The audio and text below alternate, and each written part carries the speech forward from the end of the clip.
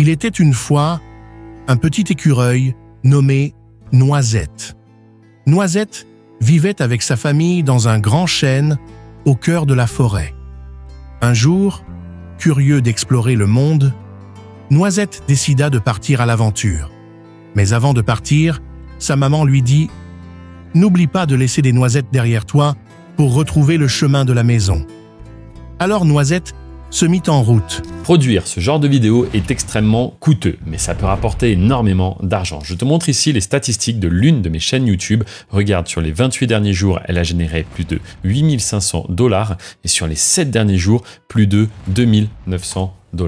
Et tout ça grâce à des vidéos en 2D ou 3D pour les enfants. Mais attention, grâce à l'intelligence artificielle, il est maintenant possible de produire ce contenu pour 0 €. Et c'est ce que je vais te montrer dans cette vidéo. Mais avant, laisse-moi te montrer encore quelques exemples. Tu as par exemple ici une chaîne qui fait 25 millions de vues par mois et qui utilise exactement les mêmes méthodes. Ici, une autre chaîne qui fait, elle, 37 millions de vues par mois. Et pareil, ce sont encore une fois les mêmes méthodes et outils que je vais te présenter maintenant. Et enfin, ici, une dernière chaîne qui fait, elle, 400 000 vues par mois. Ça représente à chaque fois des milliers de dollars par mois. Si tu es prêt, on commence de suite. En premier lieu, on va aller chercher l'outil ChatGPT que tu dois commencer à connaître, je pense. C'est un outil hyper puissant et qui plus est gratuit. Car oui, je te le rappelle, mais toute la méthode que je te présente maintenant, elle n'utilise que des outils gratuits. Ce qu'on va dire en premier à ChatGPT, c'est invente-moi une histoire de 200 mots. Cette histoire doit être pour les enfants et raconter l'histoire d'un petit écureuil qui dépose des noisettes pour ne pas se perdre. Alors ici, si tu veux, il faut vraiment inventer toi-même la trame principale et demander à ChatGPT de compléter l'histoire.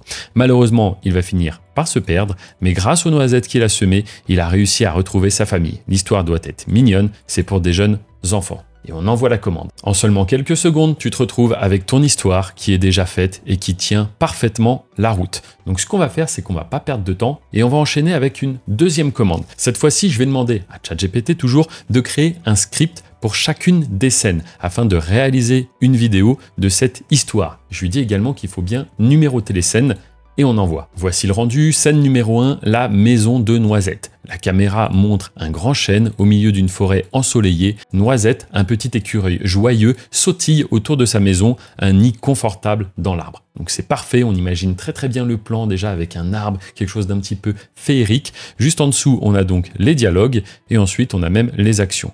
On a la scène numéro 2, la préparation de l'aventure, le début du voyage, l'exploration lointaine, Noisette se perd, c'est exactement ce qu'on avait mis dans notre prompt de base. Scène 6, le souvenir des noisettes, il se rappelle qu'il a semé comme ça des petites noisettes sur son chemin, le retour à la maison, et ensuite on approche de la fin, la réunion avec sa famille, et scène numéro 9, la leçon de Noisette. Noisette est confortablement installée dans le nid avec une noisette dans les pattes. Bon, je pense que c'est vraiment pas mal. Maintenant, il va falloir qu'on arrive à illustrer tout cela. Et c'est pour ça qu'on va faire une nouvelle demande à ChatGPT et on va lui demander de créer un prompt pour Midjourney. Je vais te montrer que tu n'es pas obligé d'utiliser Midjourney parce qu'il est devenu entièrement payant. Donc, je te montre ça de suite. Donc, en anglais, c'est important. Et pour chacune des scènes, afin de créer des visuels de qualité dans un style cartoon et mignon pour les enfants. C'est parti, on envoie. On a donc maintenant un prompt de qualité pour chacune de nos scènes. Je te rappelle qu'on a 9 scènes. Donc tous les prompts sont ici. Ce qu'on va faire, c'est qu'on va maintenant commencer à créer le contenu visuel. Et pour cela, on commence par des images. La référence actuellement, c'est pour moi Midjourney, un outil très puissant, mais comme je l'ai dit juste avant, il est malheureusement devenu payant. Donc ce qu'on va faire, si tu ne souhaites vraiment pas payer et faire toute cette animation gratuitement, eh bien on va aller sur Google. Sur Google, on va se rendre sur le moteur de recherche Bing. Tu vas voir, c'est très simple. Une fois qu'on est là, on va aller en haut, ici, dans Images. Puis dans Images, on va aller dans Créer. Ici, ça va te demander de créer un compte. Je te rassure, comme je l'ai dit, c'est gratuit. Et tu n'auras plus qu'à déposer ton prompt ici. Alors, prendre exactement ce texte-là. On va tout simplement le copier, le coller ici.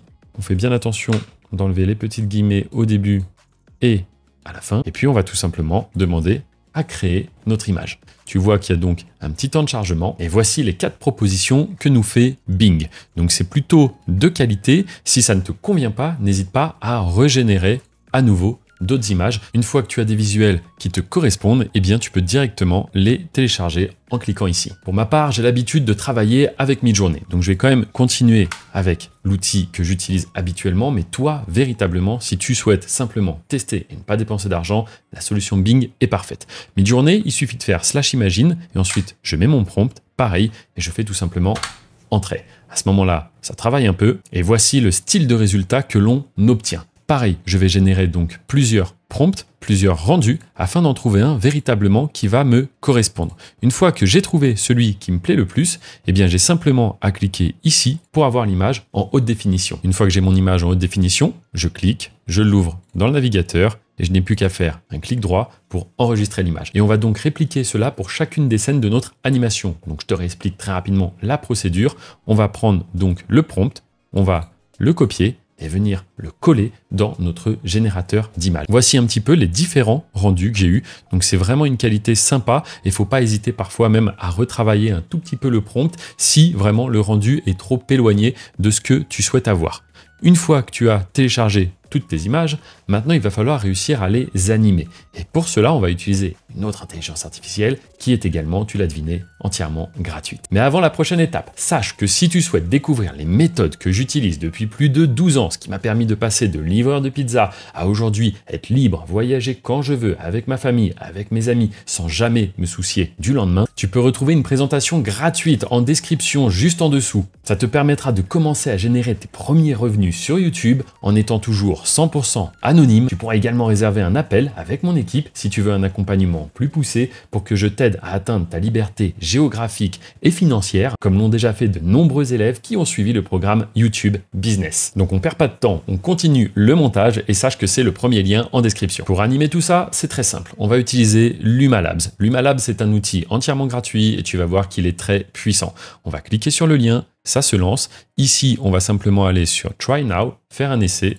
C'est parti et l'outil se lance directement. À partir de maintenant, on va partir du principe que tu as fini de générer tes 9 images ou plus. Bien évidemment, ça va dépendre du nombre de scènes que tu as toi dans ton histoire. Ici, j'en ai 9. Pareil, on va réutiliser les prompts qu'on a utilisés juste avant pour créer les images. Donc je reviens en haut, je reprends le prompt numéro 1, je le copie et je retourne dans Luma. Dans Luma, je vais donc sélectionner une image, donc pourquoi pas l'image 1, et je vais maintenant donner le prompt juste en dessous. Pareil, on va retirer simplement les guillemets et on va envoyer la commande. Voici le premier rendu que l'on vient d'obtenir. Franchement, c'est plutôt très satisfaisant. Il y a juste à un moment donné, on a des ombres un petit peu bizarres, mais ça, on va le retirer au montage. Donc, on va tout simplement cliquer sur télécharger juste ici pour récupérer le début de notre animation. Et donc, ça va être exactement le même principe. On va réimporter à chaque fois une image, la scène numéro 2. On va coller donc le prompt numéro 2. Et on va venir comme cela générer nos différentes scènes, les télécharger et les ranger dans un petit dossier qu'on va appeler par exemple vidéo. Une fois que tu es satisfait du rendu et que tu as tes différentes vidéos, eh bien il va falloir passer à la partie montage. Mais juste avant le montage, il nous manque une petite voix off. De quoi raconter cette histoire, mettre un petit peu de narration dans tout ça et je dirais même un petit peu de magie. Donc c'est parti. On va revenir sur ChatGPT, mais cette fois-ci on va remonter tout en haut quand notre histoire a été générée. On va prendre l'intégralité de notre histoire. On va le copier et on va utiliser un autre outil que tu connais sûrement, Eleven Labs. Ça te permet de créer des voix de très très bonne qualité et tu vas voir, on ne voit clairement pas la différence entre si c'est un vrai humain qui parle ou une voix générée par intelligence artificielle. Donc dans cette fenêtre, on va coller directement notre script. On va choisir une voix qui nous convient. Tu verras qu'il y en a de nombreuses. N'hésite pas à les tester. Et ensuite, on clique sur simplement Generate Speech. Une fois que le speech est généré, en bas, tu as la possibilité de l'écouter. S'il te convient, tu cliqueras tout simplement sur le bouton télécharger. Maintenant, dernière chose qu'il nous manque pour ajouter un peu de magie à tout ça, ça va être une bonne musique. Je te conseille d'aller directement sur YouTube Studio. À partir du moment où tu as créé une chaîne YouTube, j'ai une petite vidéo juste ici pour t'expliquer comment créer ta chaîne YouTube. À partir du moment où tu as une chaîne, eh bien tu as accès à la bibliothèque audio. Donc on va s'y rendre, on va taper tout simplement Forest pour avoir quelque chose qui soit un petit peu dans ce thème magique, féerique, et on va chercher une musique qui nous convient. Celle-ci, elle est parfaite pour moi, ou plutôt même celle-ci. Elle est un petit côté punchy, tu verras ça dans le rendu final. Et on va cliquer du coup sur télécharger. C'est maintenant qu'il ne nous reste plus qu'à assembler tout ça. Pour ce faire, on va tout simplement utiliser un autre outil gratuit, c'est CapCut. CapCut, je t'invite à le télécharger sur ton ordinateur ou ton Mac et ça ressemble à ça. L'interface est très simple. Sur la partie gauche, on va venir déposer les vidéos, la voix off et la musique. Une fois que tu as tous tes éléments, tu vas voir, c'est très simple. Si tu ne connais rien au montage, tu n'as simplement qu'à copier-coller ce que je vais te montrer ici. Premièrement, on va prendre la musique, on va la placer tout en bas. Ensuite, on va prendre la voix off parce que c'est elle qui va nous définir un petit peu la durée de notre vidéo parce que c'est tout simplement la durée de notre histoire. Ensuite, on va prendre les différents éléments et on va les positionner dans l'ordre un petit peu qu'on souhaite. Bien évidemment, il faut que ça suive la narration de l'histoire, mais si par moment tu juges qu'il est intéressant d'inverser certaines petites vidéos, eh bien libre à toi de le faire. Les éléments dont tu vas avoir besoin, c'est en haut à droite, la loupe. Ça va être très utile pour voir un petit peu mieux ce que tu fais. Ici, tu as déjà une première visualisation. Comme tu l'avais vu, à ce moment-là, il y a une ombre un petit peu bizarre, juste là. Donc, ce qu'on va faire, c'est qu'on va venir couper la scène. Donc, tout simplement, je prends, je déplace. Et comme ça, on a juste ce passage. Si on veut ralentir un petit peu, à ce moment-là, je vais aller dans Speed et je vais baisser, hop, comme ça, à 0,8. Et ça allonge un petit peu ma scène. Ensuite, par exemple, on va pouvoir prendre ce passage qui est assez mignon et on va même le placer avant. Si on regarde là, on a donc les petits écureuils qui parlent, puis juste après, la petite scène un petit peu féerique. Donc comme cela, on va mettre les éléments dans l'ordre qui nous plaît, les uns après les autres. À un moment donné, si tu souhaites inverser, par exemple là, j'ai l'écureuil qui est à droite et la scène d'après, il est encore à droite. J'aurais bien aimé qu'il soit sur la gauche. On va simplement faire un petit clic droit et on va aller directement dans Edit, puis Miroir. À ce moment-là, ça inverse tout simplement le calque. Afin de rendre tout ça un peu plus sympa, on peut également aller dans Transition, puis en choisir une qu'on trouve plutôt pas mal. Et ce qu'on va faire, c'est tout simplement la prendre et la déposer ici par exemple. Donc je t'invite à prendre un petit peu de temps pour choisir les transitions qui te plaisent le plus et tu vas pouvoir comme cela simplement les glisser, déposer, les étendre un petit peu. À partir de maintenant, on est très proche du rendu final. Ce qu'il nous reste à faire, c'est tout simplement ajuster un petit peu le niveau audio. Donc là, il faudra que tu fasses des petits tests pour baisser la musique et monter un petit peu le volume de la voix.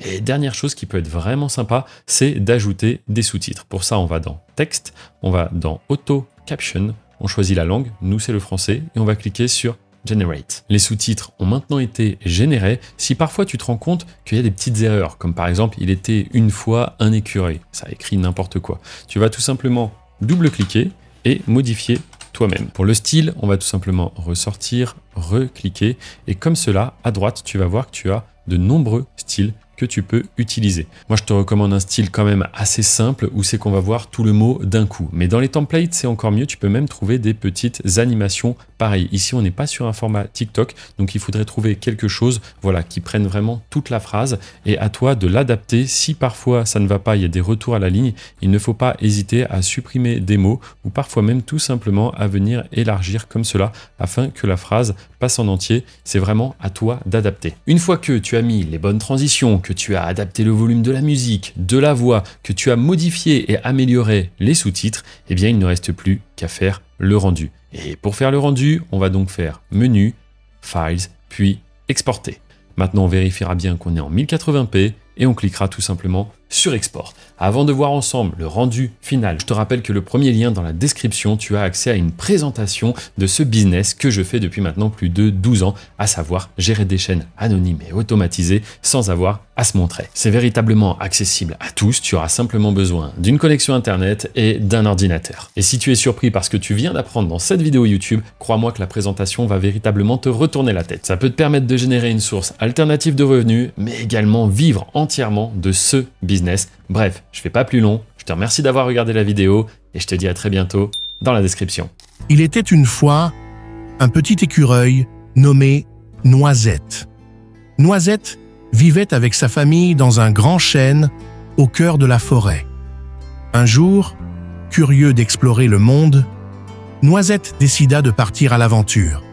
Mais avant de partir, sa maman lui dit « N'oublie pas de laisser des noisettes derrière toi pour retrouver le chemin de la maison. » Alors Noisette se mit en route.